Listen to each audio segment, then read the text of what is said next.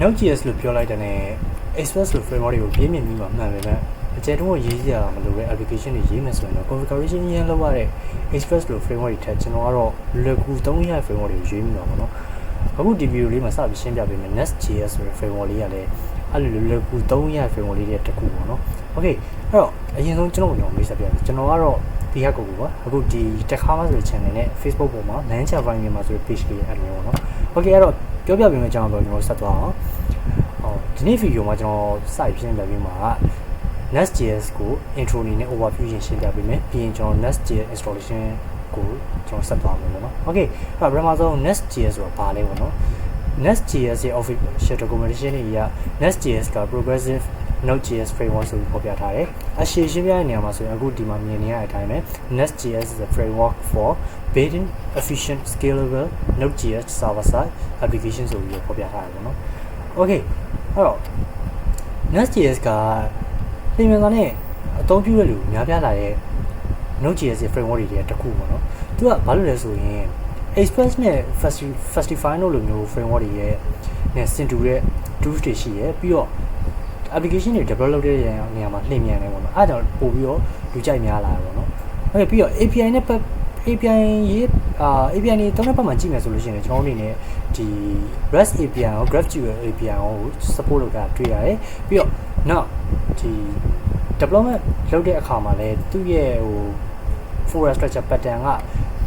more review controller ဆိုတဲ့ MVC pattern ပေါ့နော် Laravel နဲ့ Ruby on Rails မှာတွေ့ရတဲ့ဒီ MVC pattern ကိုသုံးထားတာဖြစ်တဲ့အတွက်ကျွန်တော်အနေနဲ့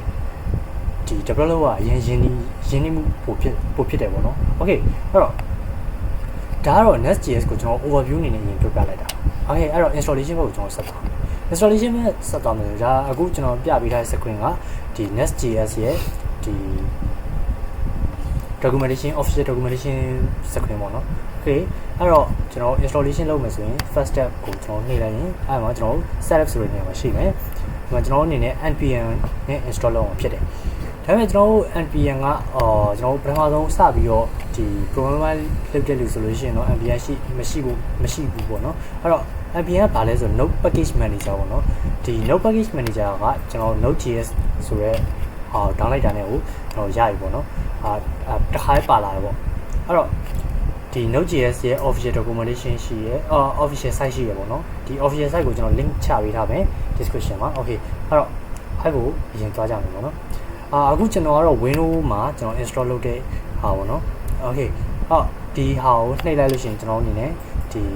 exe file တို့ကြာလာမယ်ပေါ့နော် okay ကျွန်တော်ရှိပြီးသားမို့လို့ကျွန်တော်ကတော့အဲ့ exe ကိုကျွန်တော်ပြန်သွားဖွင့်လိုက်မယ် okay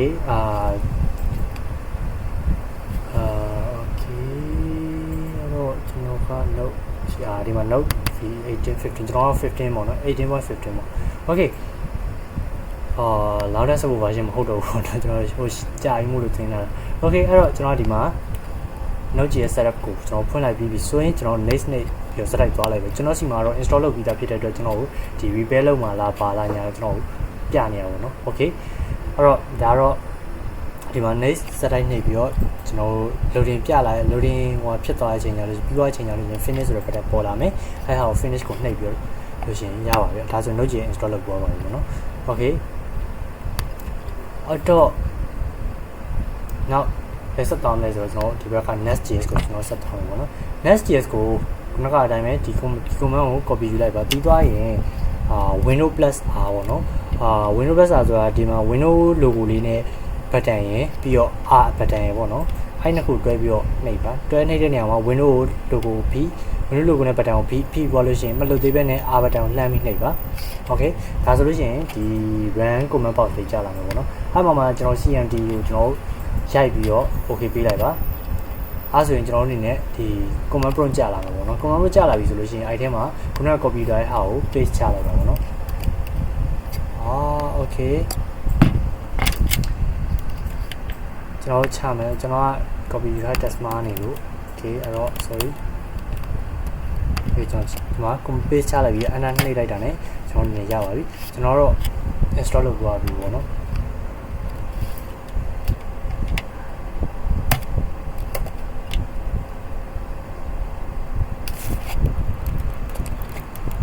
okay ကျွန်တော် install လုပ်ပြီးတော့ဖြစ်တယ်လို့ကျွန်တော်ရက်လိုက် process ကိုရက်လိုက်ပါတယ် okay အဲ့ဒါဆိုလို့ရှိရင်ကျွန်တော် entry nest ကို install လုပ်သွားတော့เนาะinstall လုပ်သွားပြီဆိုလို့ရှိရင်ဖြစ်နိုင် restart ချလိုက်ပါအဲ့ဒါဆိုရင်တော့အဆင်ပြေပါမယ်ပို့ပြီးအဆင်ပြေတော့ပေါ့နော်ပြောချင်တာ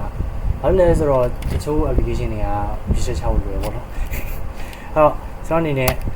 Nestjs VE အစား version ဆိုပြီးတော့ရိုက်လိုက်လို့ရှိရင်ကျွန်တော် version ကျလာမယ်ပေါ့နော်ဒါဆိုလို့ရှိရင် Nestjs ကို install လုပ်ပေါ်ပါပြီပေါ့နော် okay ဒီနေ့ video လေးကတော့ထားပါပဲ